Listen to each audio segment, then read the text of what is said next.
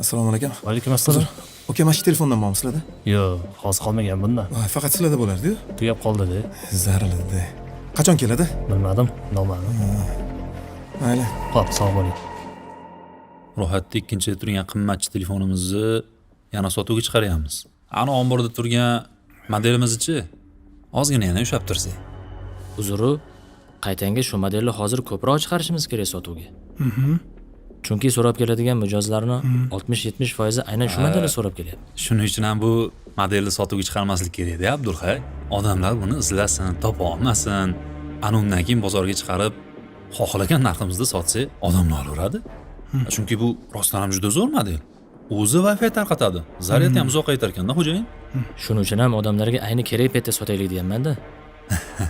Ya, Abdulhay qarang. Bozor sal boshqacharoq ishlaydi-da. Mana bitta misol.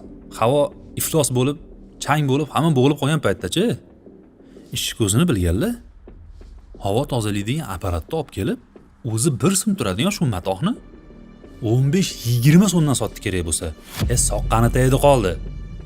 Bizning maqsadimiz faqat foyda ko'rish emas, odamlarning ehtiyojini qondirish. Sizni anavi kambag'allikni qisqartirish vazirligiga tavsiya qilsak bo'lar ekan-a?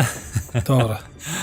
Ha, Abdulhay. Siz o'rningiz bu joyda emas. Uzun xo'jayin.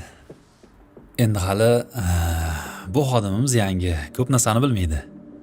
O'zim tushuntirib qo'yaman. Siz chiquring, men bularga o'zim yaxshilab tushuntirib qo'yaman. Hop, bo'ladi. Xo'sh. Maqsadimiz odamlarning ehtiyojini qondirish deng. Men aytmoqchi edimki, To'g'ri aytdingiz.